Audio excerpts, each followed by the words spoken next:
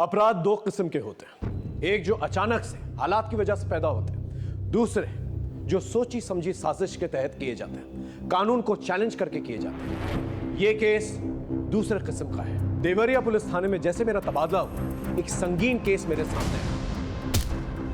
जैसे इस केस की इंक्वायरी हम करते चले गए, हर कदम पे अपराधी हमें चुनौती दे रहा है।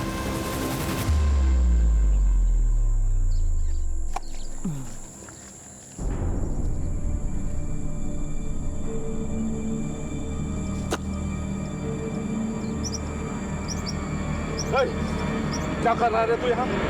अपनी खेत की मेड़ सही कर रहे हैं, जो तुमने इतने सालों से बढ़ा के रखी हुई है। औकात में रहा अपने। औकात से ऊपर तो आप बोल रहे हो। एक तो हमारे खेत हड़प लिए, ऊपर से हमें धमकी दे रहे हो। साले दो कौड़ी के गुलाम। इधर ही क्या कर रहे हैं? छोड़िए ना। आपको जैसा करना है वैसा कर लीजिए, हमको कोई परेशानी नहीं है। आप अपने हिसाब से मिड बांध लीजिए।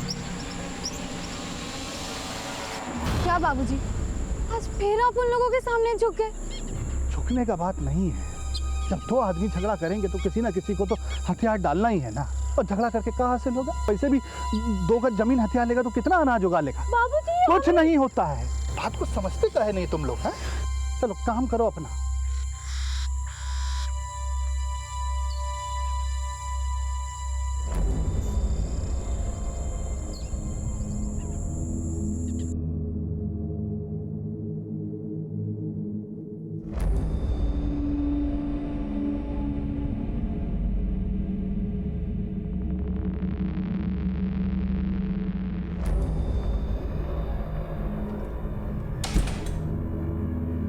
शोभा, क्या हुआ शोभा?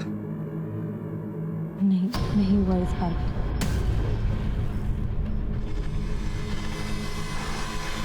मेरा तो नसीब ही खराब।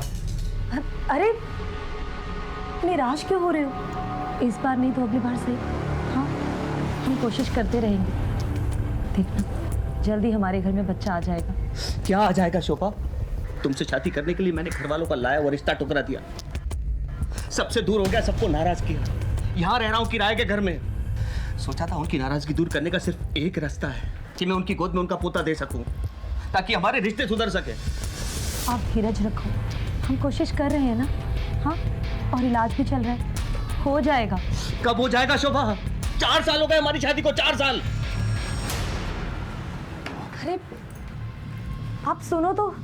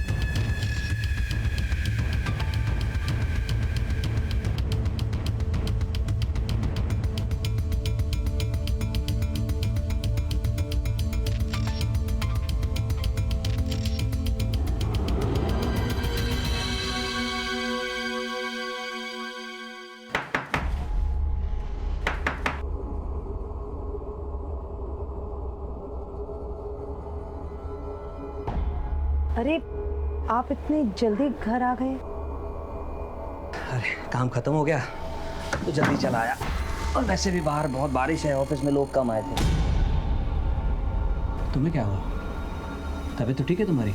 नहीं कुछ नहीं, वो पता नहीं क्यों आज पेट में हल्का हल्का सा दर्द हो रहा है मेरे। क्या डॉक्टर क्या चले? अरे नहीं उसकी कोई ज़रूरत नहीं है, आप अभी अभी ऑफिस आए हो, आप फ्रेश हो जाओ, मैं बाद में चली जाऊंगी। पक्का?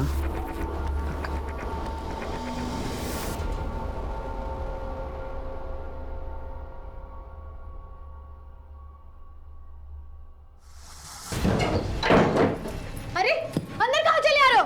अरे कौन है? क्या बनता तू? चल घुसा पड़ता तेरे कान में। क्या कर रहा है?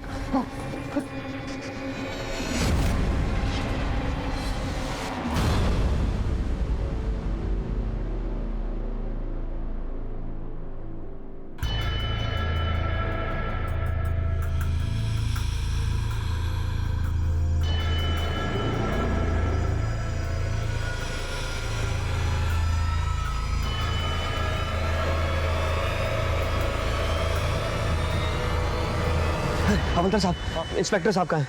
अंदर। कब गायब हुई? सर कल शाम से गायब है और स्कूटी लेके गई है सर।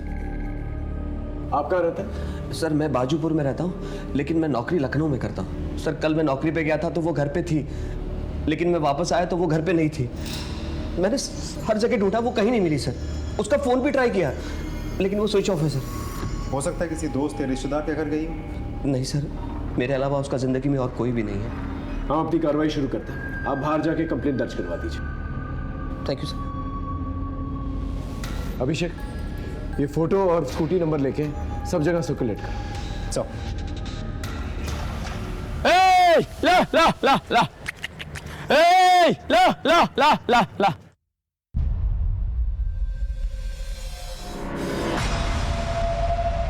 कौन कौन?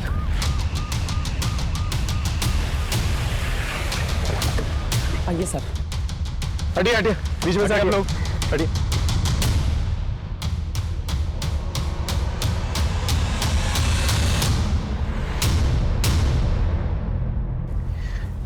ये तो शोभा शर्मा है। Sir sir sir sir sir sir मैं थाने गया था, पता चला आपको एक डेड बॉडी मिली है। बहुत घबराहट हो रही सर, क्या हुआ? शोभा शोभा शोभा शोभा शोभा, छोड़ो मुझे। आसपास अच्छी तरह से चेक करो, देखो क्या मिलता है। ठीक है?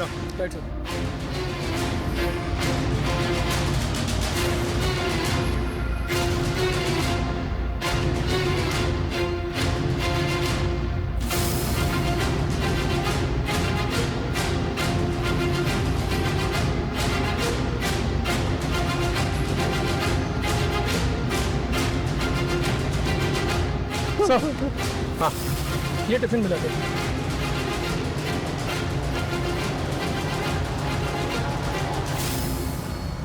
सर सर सर ये टिफिन और बैग हमारे घर का है सर। अपना टिफिन लेकर इतने सुनसान एरिया में आपकी बीवी कर क्या रही थी? मैं नहीं जानता सर ये मेडिसिन का रैपर मिला है, एंटी डिप्रेशन लगता है। सर आपने लाश के चेहरे और सिर पे मार्क्स देखे हैं? किसी कीलदार औजार से वार किया गया है, बहुत ही बेरहमी से मारा गया है सर। इतनी दर्दनाक तरीके से कोई नफरत करने वाला ही मार सकता है। आपको किसी पे शक है? मैं क्या जानूं सर। सर यहाँ आसपास एक हाईवे है, कहीं ऐसा तो नहीं कि आते जाते किसी ने टारगेट बना लिया हो? हाँ, इस पूरे एरिया को स्कैन करो, बॉडी को पोस्टमार्टम के लिए भेजो। और हाँ, एक स्कूटी भी थी ना सर। देखो कहाँ डंप की गई। ओके सर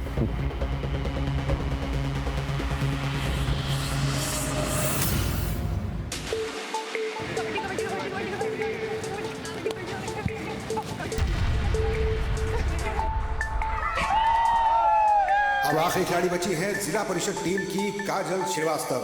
देखना है कि वो क्या कर पाती है।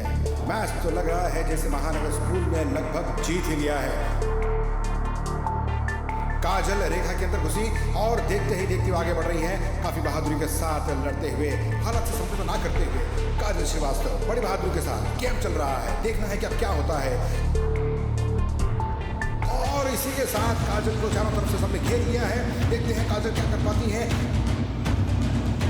एक तरफ जिला परिषद टीम की उम्मीदें लगी हुई है, दूसरी तरफ महानगर टीम पूरे जोश में लगी हुई है। अब देखना क्या होगा। इसी के साथ काजल श्रीवास्तव ने एक साथ सबको ढेर कर दिया। जिला परिषद टीम की जीत दर्ज की गई है। और आज की जीत का सेहरा जाता है काजल श्रीवास्तव को।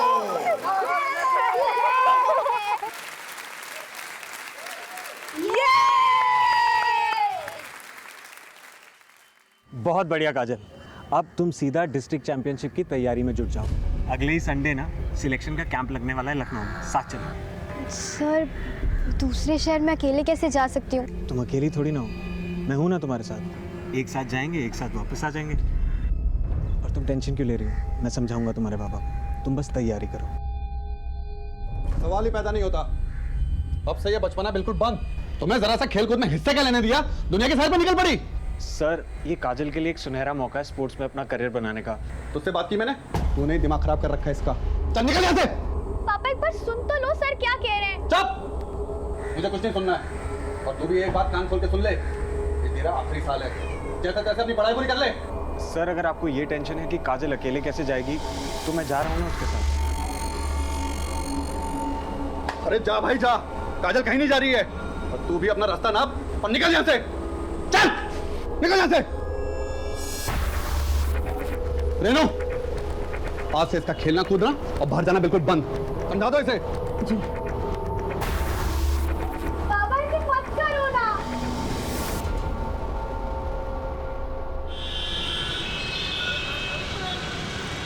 और भैया काम मिला कि नहीं? अरे भाड़ में गया ऐसा काम, ये लोग देंगे काम, एक दिन हम देंगे इनको काम, देखना। कमलेश खिलाना। उधार बहुत ज़्यादा हो गया है, पहले वो चुकता करो। रुक जा, देता हूँ। फिर रुक जाइए, चाय पीना बाद में।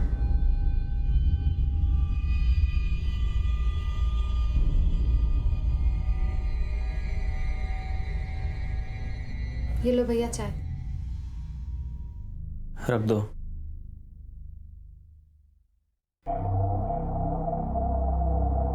कहाँ घूम रहे थे सुबह से?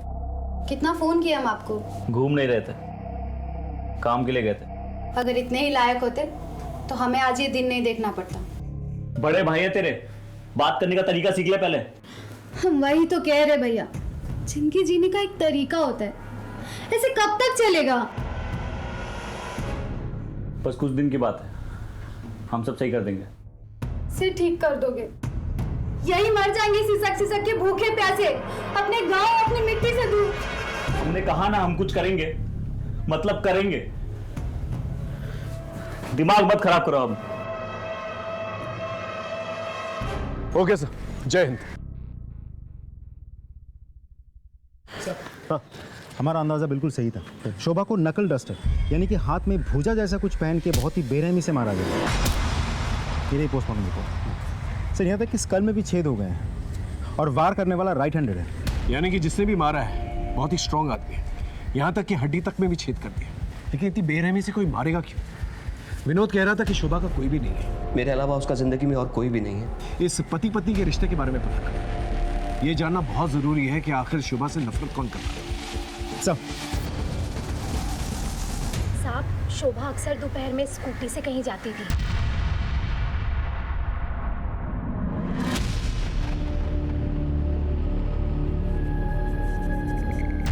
कहाँ जाती थी पता है आपको? नहीं पता। अच्छा एक बात बताइए, विनोद और शोभा के बीच आपसे रिश्ते कैसे थे? विनोद बहुत प्यार करता था शोभा से, लेकिन शोभा के गायब होने से एक दिन पहले मैंने उनके घर से झगड़े की आवाजें सुनी थी। मैं यहाँ हर कोशिश में लगा हूँ कि अपने परिवार को बच्चा दे दूँ, और तुम मुझे बेवकूफ बना रही हो। अब तुम्हारी झूठ का पर्दाफाश हो गया, तुम्हारी डॉक्टर ने मुझे सब बता दिया। क्या सब कुछ बता दिया? देखो विनोद, मैं तुम्हें भी सब कुछ बताने वाली थी, लेकिन मुझे बहुत डर लग रहा था कि कहीं तुम मुझे छोड़ के ना चल जाओ। इतना बड़ा झूठ, इतना बड़ा झूठ। तुम मुझे बेवकूफ बनाती रही और मैं बेवकूफ बनता रहा।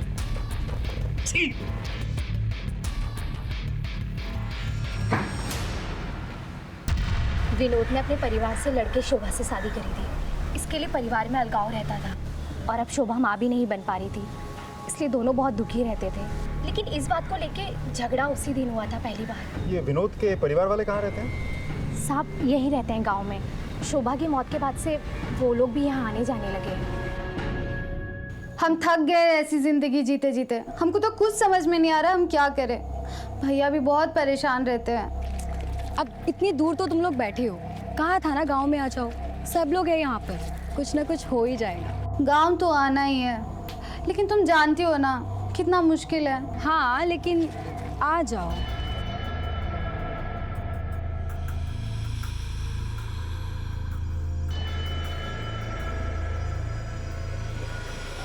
अच्छा, मैं तुझे बाद में कॉल करती हूँ।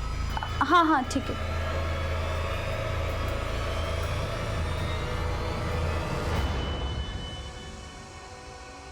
पंद्रह तारीख को तुम्हारे और शोभा के बीच किस बात पे झगड़ा हुआ था? झगड़ा? ये किसने कहा आपसे सर? पति पत्नी में छोटी मोटी नोकझोंक तो होती रहती सर। या फिर बच्चा ना होने की वजह से झगड़ा होता है। क्या है कि हमें पता है कि शोभा से आपकी शादी फैमिली के खिलाफ हुई थी, और जब शादी हो गई तो फैमिली के साथ आपने रिश्ता तोड़ दिया, और अब शोभा की मौत के बाद दोबारा से फैमिली से रिश्ते जुड़ गए। खैर, जब आप ऑफिस जाते थे तो शोभा घर से कहीं और जाती थी। कुछ आइडिया वो कहाँ जाती थी? क्योंकि आपने कहा आपके अलावा उसकी जिंदगी में कोई नहीं था। कहीं उसका अफेयर तो नहीं चल रहा था? सर ये कैसी घटिया बात कर रहे हैं आप? एक मरे हुए इंसान के खिलाफ इस तरह की बात? देखिए, तैश में आने की जरूरत नहीं है, हम सिर्फ सच जानने की कोशिश कर रहे हैं। सर सच तो यह है मेरी बीवी का खून हुआ है, और कातिल को ढूंढना तो बहुत दूर की बात है, आपने तो सबूत तक नहीं ढूंढा। आपको एंजाइटी अटैक्स आते हैं? पिल्स देते हैं? व्हाट? आप राइट हैंडेड या लेफ्ट हैंडेड? राइट ही हूँ। ऐसे ही पूछ रहा था। खैर, हमारी इजाजत के बगैर शहर छोड़ के मत जाइएगा, ओके? अभी आप जा सकते हैं। इस आदमी को गुस्सा बहुत आ रहा है और ये कुछ छुपा भी रहा है। हो सकता है कि मियाँ बीवी में बच्चा ना होने की वजह से जो झगड़ा होता था वही एक वजह हो जिसकी वजह से इसने मार डाला उसे। हो सकता है सर। इस मियाँ बीवी के बारे में पूछताछ कर पता लगाओ क्या चक्कर चल रहा था इन लोग के बीच में। और हाँ, ये जानना बहुत ज़रूरी है कि शोभा कहाँ जाती थी, किससे मिलने जाती थी। इनके फैमिली डॉक्टर से जाके मिलो। सारिका। हाँ भैया। इतनी देर कहाँ हुई तुझे? वो भैया आज तो मैं पहले ही जाती, लेकिन शायद कोई मेरा अकेले बाहर आओगी जाओगी तो गांव के आवारा लड़के ऐसे ही करेंगे। कौन था लड़का वो? मैं नहीं जानती। अगर इतना ही डर लग रहा है तो छोड़ दो ना सिलाई कढ़ाई, ना बाहर जाओगी ना कुछ होगा। अरे मैं तो कहता हूँ सिलाई कढ़ाई की जरूरत ही क्या है? भैया वो कोर्स खत्म होने में बस कुछ ही दिन बचे हैं।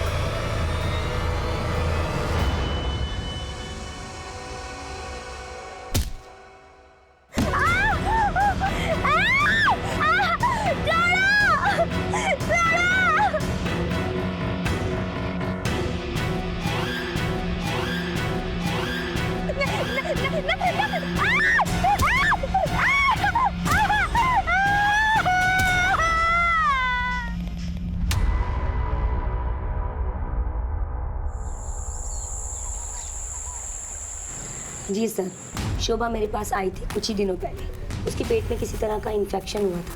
मैंने कुछ टेस्ट किए और उनकी रिपोर्ट्स भी चेक की। रिपोर्ट्स चेक करने के बाद मुझे पता चला कि शोभा अपने पति विनोद को धोखा दे रही है। कैसा धोखा?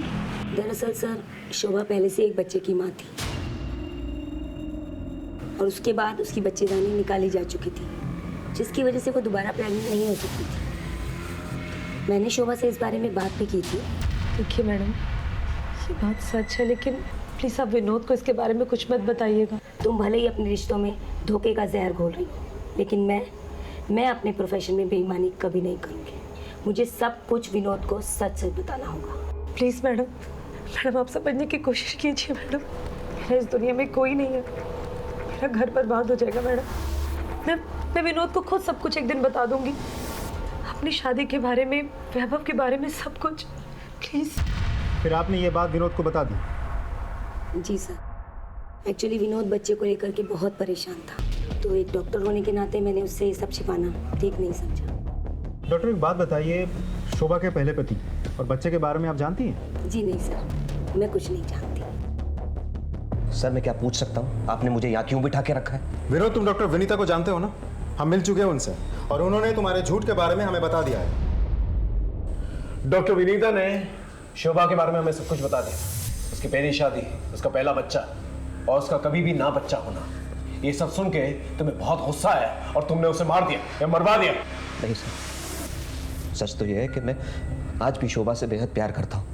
मानता हूँ झगड़ा हुआ था हमारा, लेकिन किस पति पत्नी में झगड़ा नहीं होता सर। लेकिन उसको मारने के बारे में मैं सोच भी नहीं सकता। मारने की तो वजह है तुम्हारे पास, उसका धोखा देना, उसका बच्चा ना होना। उसका पहला बच्चा कहाँ है? उसके पति के बारे में क्या जानते हो? सर मैं सच बता रहा हूँ, मैं कुछ नहीं जानता और जितना जानता था वो आपको मैं बता चुका हूँ। सर, पीसीआर से डेड बॉडी मिलने की खबर आई है।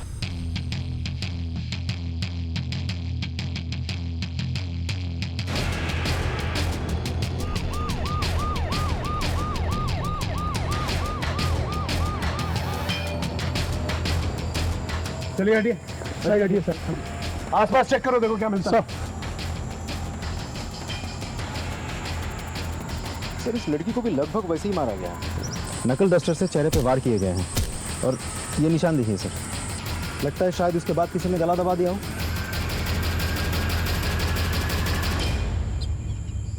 सर ये बैग मिला है और उसके अंदर सर ये यूनिफॉर्म मिला है। इस यूनिफॉर्म को कोई पहचानता है यहाँ? हाँ सर, इस गांव में एक स्कूल है, ये यूनिफॉर्म उसी स्कूल का लगता है। हो सकता है ये लास्ट काजल की हो। कौन काजल? भूषण श्रीवास्तव की बेटी। सर वो एक दिन से लापता है। Bhushan Shrivastava? Sir dead body के पास में ये मेडिसिन रैपर मिला है। दिखाओ सर। सर ये तो वही दवाई है जो हमें शोभा के मर्डर स्पॉट में मिली थी और इस लड़की का चेहरा भी बुरी तरह से बिगाड़ा गया है, जैसा कि शोभा के साथ हुआ था। बॉडी को पोस्टमार्टम के लिए भेजो, देखते हैं रिपोर्ट में क्या आता है। सर ये भी तो पॉसिबल हो सकता है कि ये दोनों मर्डर्स किसी एक ही आदमी ने किए हो। सर एक काम करते हैं, इस मेडिसिन के रैपर को आसपास के मेडिकल शॉप में जाकर पूछताछ करते हैं, शायद हमें कुछ पता चल जाए। नॉट पॉसिबल अभिषेक, ये जो मेडिसिन है काफ़ी कॉमन मेडिसिन है, काफ़ी लोग इस्तेमाल करते होंगे इसका। इतने से एविडेंस के साथ कल्प्रिट तक पहुंचना थोड़ा मुश्किल होता है। हमें कोई और रूट लेना होगा। उस गुलशन का पता ले लो। ओके चलो। आपकी बेटी गायब हुई थी, आप पुलिस वालों के पास क्यों नहीं आए? क्या करते साहब, ढूंढा उसे जाता है जो गुम हो जाए, जो भाग जाए उसे क्या ढूंढना साहब। सर ये लेटर छोड़ के गई है, भाग गई उस मास्टर अशोक के साथ। मैं उसके पास भी गया था साहब, लेकिन वो नहीं माना। क्या करता, पुलिस में रिपोर्ट करता तो बेइज्जती होती, इसलिए बैठ गया चुपचाप। अशोक ने क्या बताया था?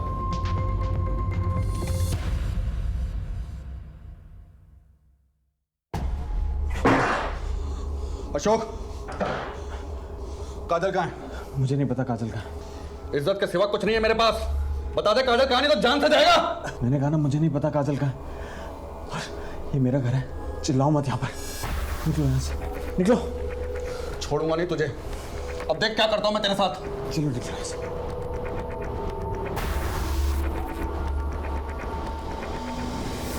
कहाँ रहता है ये कोच?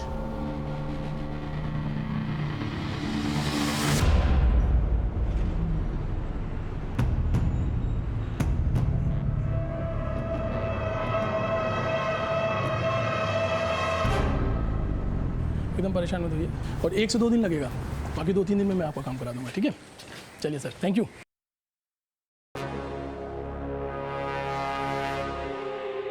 जी बताइए। सर अगर कोई पीछा कर रहा हो तो कंप्लेंट कहाँ लिखानी है? यही पुलिस स्टेशन में। वैसे कौन पीछा कर रहा है? सर पता नहीं। उसका हुलिया याद है जिससे हम उसका स्केच बनवा सकें? नहीं सर। आप परेशान मत हो, एक हेल्पलाइन नंबर है, आप इसको नोट कर लीजिए। Thank you.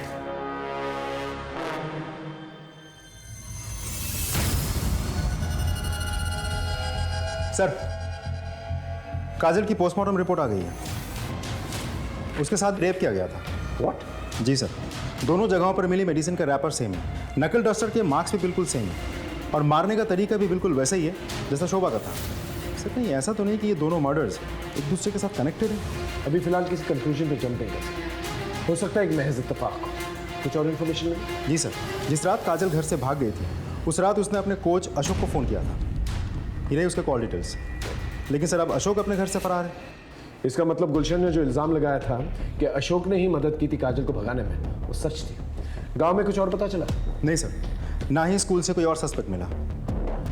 आसपास के पुलिस थानों में पता करो कोई सेक्सुअल ऑफेंडर है कि नहीं, उसका नाम रिकॉर्ड में ज़रूर होगा। और इस अशोक के बारे में पता करो। जी सर, हमारी टीम ने अशोक की फोटोग्राफ्स हर जगह सर्कुलेट कर दी है। ज़्यादा दिनों तक वो बच नहीं पाएगा। उसके घर पे भी हमारी नज़र है।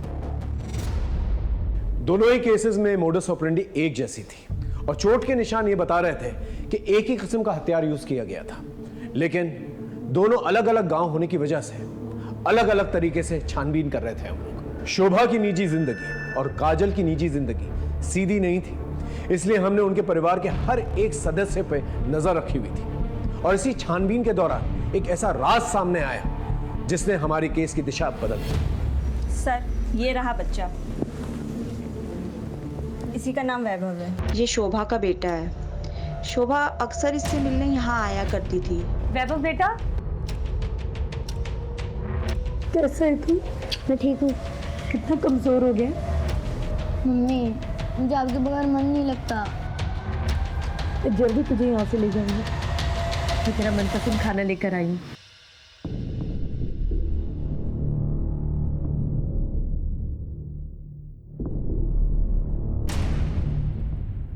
सर, शोभा ने कहा था कि उसने अपने पति से बात किया है कि वो इसे अपने साथ लेकर जाएंगे। क्या हुआ सर? क्या हुआ? चल चल बैठ बैठ बैठ, आराम से बैठ, हम तुझे बताते हैं क्या हुआ। पहले तू हमें ये बता, ये कौन? सर ये तो मेरे दोस्त गुलशन की बेटी है सर। इसका मर्डर। क्या मर्डर? बिल्कुल उसी तरह जिस तरह से शोभा का। लेकिन सर आप ये मुझे क्यों बता रहे हैं? इसे पहचानता? नहीं सर, इसे नहीं जानता मैं। ये शोभा का बेटा है जिसकी वजह से तूने शोभा को मार दिया। सच सच बता, उस दिन क्या हुआ था? सर मैं कसम खा रहा हूँ, मैं नहीं जानता था ये शोभा का बेटा है सर। उस दिन हॉस्टल जाते वक्त उसने हॉस्टल की वार्डन को सब कुछ बता दिया था कि उसने तुझे सब कुछ बता दिया। सच बोल। सर वो मेरे दिमाग से निकल गया, बताया था उसने सर मुझे, मैं भूल गया था सर। मुझे माफ कर दो विनोद, मैंने तुमसे कुछ झूठ नहीं बोला, सिर्फ सच छुपाया विनोद। मेरी शादी पूरी तरह से बर्बादी थी। फिर तुम वैभव को अपना लो विनोद, प्लीज। मैं वैभव को तुम्हारी वास्ते आती हूँ विनोद, देखो मना मत करना विनोद। लेकिन मैंने उससे ये कभी नहीं कहा था कि मैं उसे अपना लूंगा या वो उसे घर ले आए। तूने कहा नहीं, करके दिखाया। इसलिए जब शोभा बाहर निकली तूने उसे मार दिया या मरवा दिया ताकि ना रहे वैभव और ना रहे वो, और तू दोबारा अपने माँ बाप की मर्जी से शादी कर सके। सर चाहे तो आप सारी जिंदगी के लिए मुझे जेल में डाल दीजिए, मैं आखिरी वक्त तक यही कहूंगा कि मैंने शोभा को नहीं मारा, नहीं मारा, नहीं मारा।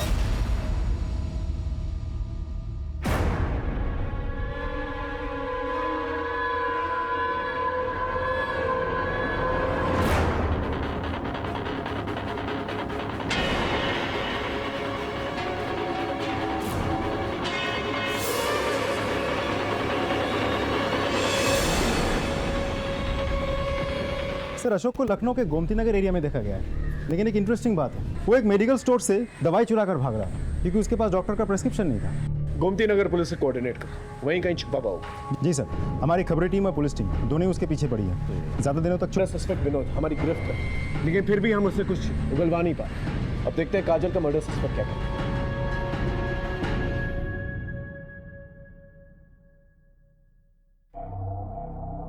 मुझे याद है इस घर का।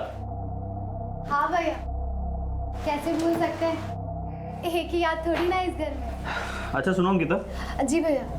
हम थोड़ा खेत का चक्कर लगा के आते हैं। और हाँ, घर से बाहर निकलना मत, यहाँ का माहौल ठीक नहीं है। जी भैया।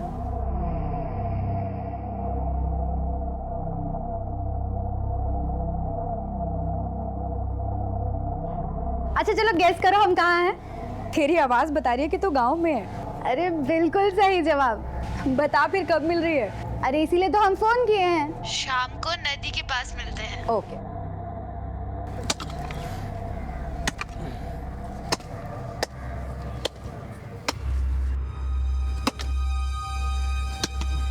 अरे श्याम, अरे प्रणाम चाचा।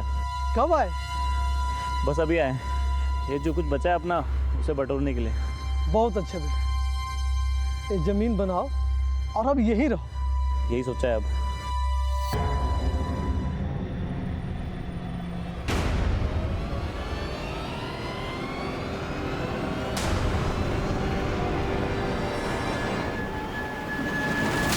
सर माफ कर दो। सर मैंने किसी को नहीं मारा है सर। अच्छा, तो फिर भाग क्यों रहा था और दवा क्यों चुराई? सर मैं अस्थमा का पेशेंट हूँ, मर जाता अगर ये दवा नहीं चुराता। और वो मेडिकल वाला प्रिस्क्रिप्शन मांग रहा था। और रहा सवाल भागने का, तो गुलशन जी को शक था कि काजल को मैंने भगाया है। और जब काजल की लाश मिली तो मैं डर गया कहीं गुलशन जी मुझे ना फंसा दे, इसलिए मैं भाग रहा था सर। तो उस रात काजल ने फोन क्यों किया था? हाँ सर ये बताने के लिए कि वो घर से भाग रही है। कैंप के लिए भागने वाली लड़की कैंप तक नहीं पहुंची। और किसको पता था इसके बारे में? सर उसके छोटे भाई आशु को भी पता था। उसने उसे बताया था घर से जाने से पहले। ये बात उसने मुझे फोन पे बताई थी। हाँ सर, मैं जानता था। दीदी, ये जो तुम कर रही हो ना, बिल्कुल ठीक नहीं है। मैं जा रहा हूँ बाबा को उठाने के लिए। आशु देख, अगर तूने पापा को कुछ भी कहा तो तू मेरा मरा हुआ मुंह दिखेगा। इतनी मुश्किल से ऐसा मौका हाथ लगाए तो वो दिन की तो बात है, मैं आ जाऊंगी वापस। पापा की जितनी मार खानी होगी ना खा लूंगी, लेकिन तू चुप रहना। खा मेरी कसम, तू बाबा को कुछ नहीं कहेगा।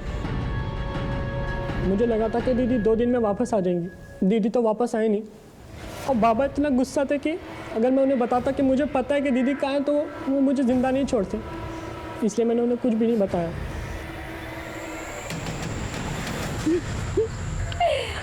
सब कुछ कितना बदल गया नहीं? तो सालों बाद आई है ना, इसलिए ऐसा लग रहा है। बदलता नहीं तो हम ऐसे यहाँ नहीं मिलते। वो तो है, लेकिन तू जा रहा क्या पे कैसे? भैया ने कहा गांव चलो तो चली आई। और अब हम यहीं रहेंगे। हाँ हाँ हाँ। अब अच्छा, अब मैं चलती हूँ, बहुत देर हो गई है। वैसे भी भैया ने घर से बाहर निकलने से मना किया है। हाँ, वैसे भी आजकल इस गांव के हालात कुछ ठीक नहीं है। तो एक काम कर, तू भी निकल और मैं भी चलती। ठीक है, बाय।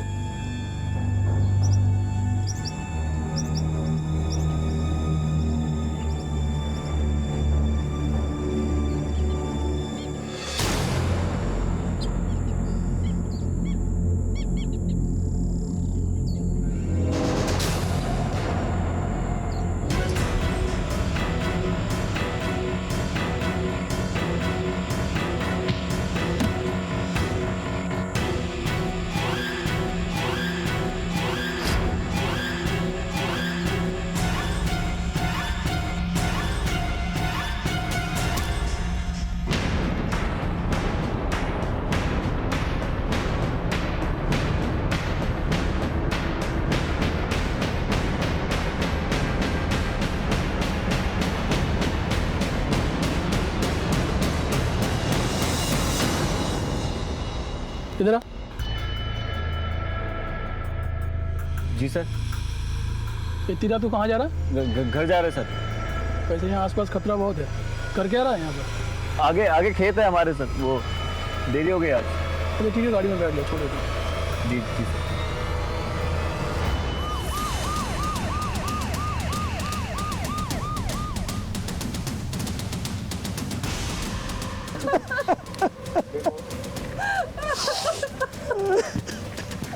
आप लोग हटिए प्लीज, हटिए। साइड में, साइड।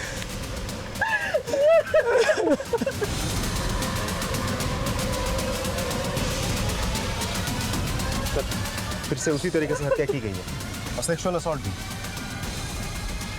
सर ये लड़की तो 2 दिन पहले भी आई थी अपने पुलिस स्टेशन में। What?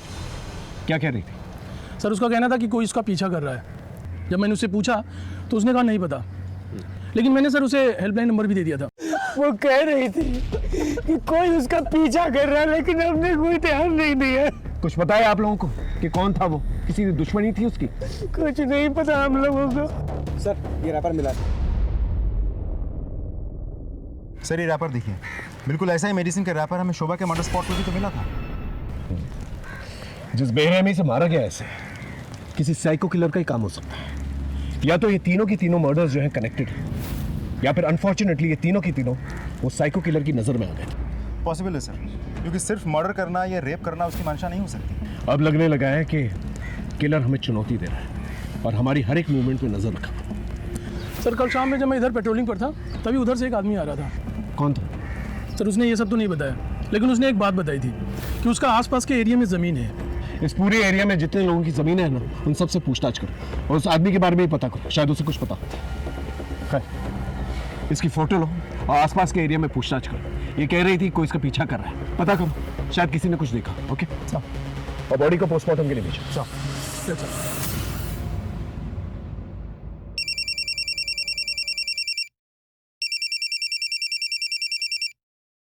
हेलो, सारिका की किसने हत्या कर दी? क्या? अंकिता, क्या हुआ? अच्छा, हम कुछ काम से बलरामपुर जा रहे हैं, कल सुबह तक आ जाएंगे। अंकिता, हम तुम्हारे लिए कुछ लाए हैं, ये देखो।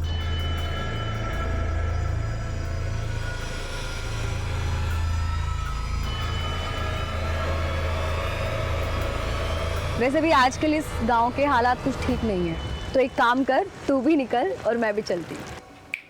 क्या हुआ, पसंद नहीं आया? नहीं भैया, अच्छा है। हमें पता है तुम क्या सोच रही हो। यही सोच रही हो ना कि तुम्हारा नाम तो ए से आता है, फिर ये एस क्यों? सच बताए, हमने हमारे लिए लिया था, पर क्या है, अब तुम रख लो। चलते हैं।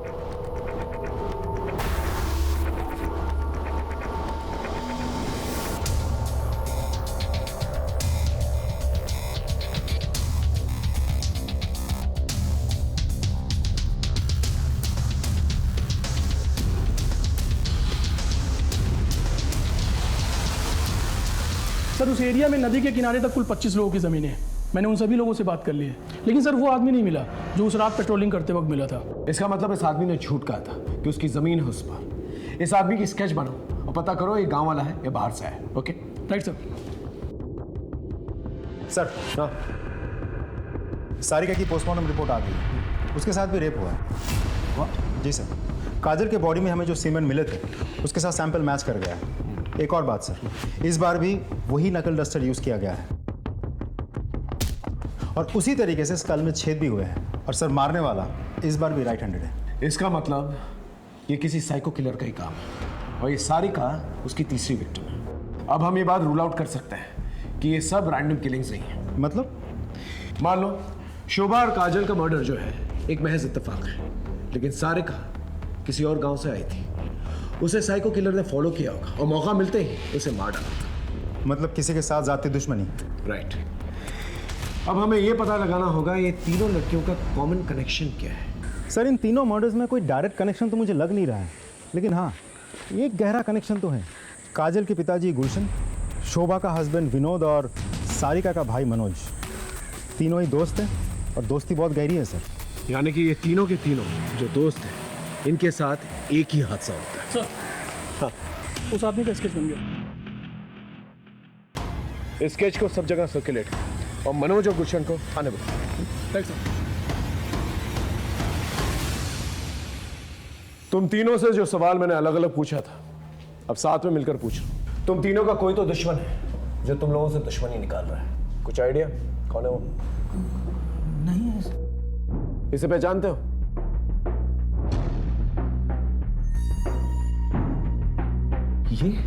ये तो श्याम है। कौन श्याम? हमारे गांव का ही है, ओम साहू का बेटा। सर, सालों पहले इसने गांव छोड़ दिया था, लेकिन सर हमें पता चला कि कुछ दिन पहले इसने गांव आना शुरू किया है। और सर, जब से इसने गांव आना शुरू किया है तब से ऐसे कांड होने शुरू हो गए।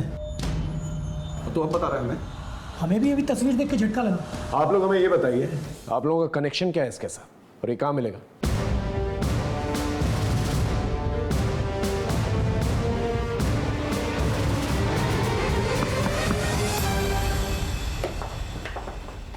भैया घर पर नहीं। तो मैं कैसे मालूम तुम्हारे भैया से मिलना है? ये मेरी सहेली सारिका का लॉकेट।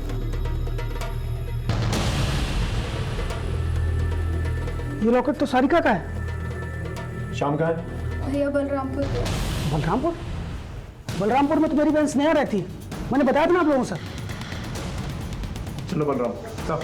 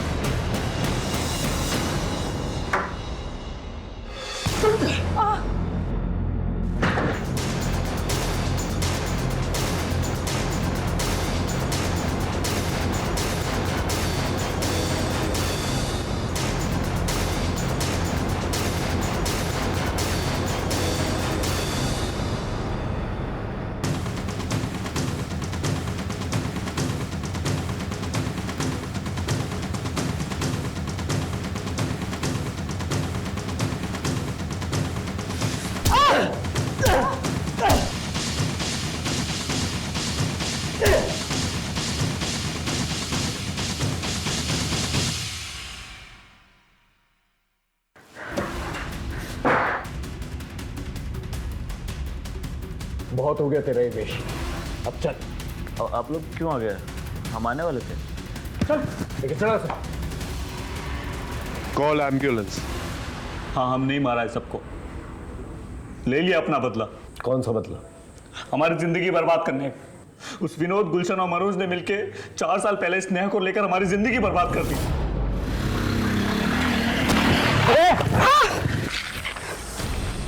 ये क्या कर दिया तुमने? हमें जानबूझ के नहीं किया, वो गलती। क्या हुआ रे? क्या स्नेहा तुम क्या कैसे? भैया इसने मुझे छेड़ा है। नहीं, अपनी जात और औकात दोनों भूल गए। भैया आपने तो बचाया इसे बाइक से। 2 से 2 मनोज भाई। एक और दो। मनोज, हम तो स्नेहा को बचाने गए थे, मगर गांव के बड़े और दबंग लोग गलत समझ बैठे। हमारे बाबा ने कहा कि जब तक मामला ठंडा नहीं हो जाता गांव से दूर रहो, मगर हमारे दूर जाने के बाद मामला और बिगड़ गया। वो हमारे बाबूजी को उठाकर ले गए हमें ढूंढने के लिए। जैसे हमें पता चला हम पहुंचे उनके पास।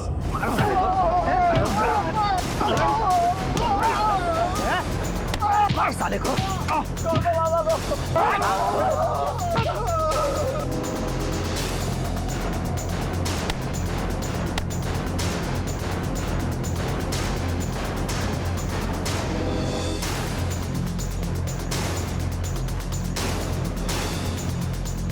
साले दोबारा इस गांव में दिखे तो पूरे खानदान को खत्म कर दूंगा। और सुन, अगली बार तेरी बहन मेरा शिकार होगी।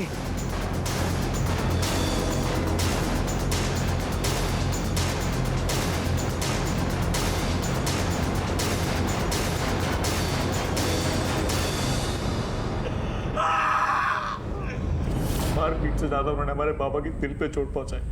चीटी नहीं मारी थी उन्होंने, जानवरों जैसा व्यवहार किया उनके साथ। वो हमारे बाबा की आत्मा तो उसी दिन मर गई थी, वो तो बस जी रहे थे। हड्डियां पकड़ ली थी उन्होंने, एक दिन से सक के दम तोड़ दिया।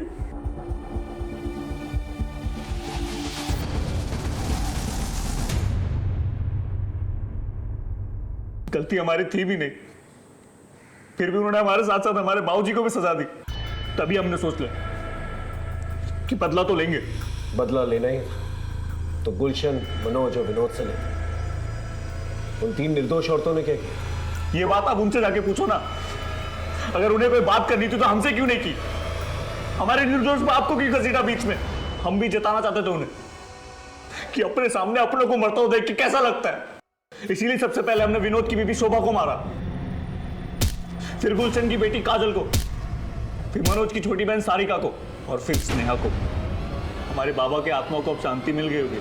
अब आप हमें फांसी दो या जिंदगी भर जेल में रखो, कोई फर्क नहीं पड़ता। फांसी तो तुझे होगी, लेकिन एक बात बता देता हूं तुझे, तूने जो किया है ना, उसकी वजह से तेरे बाबा की आत्मा को कभी भी शांति नहीं मिलेगी।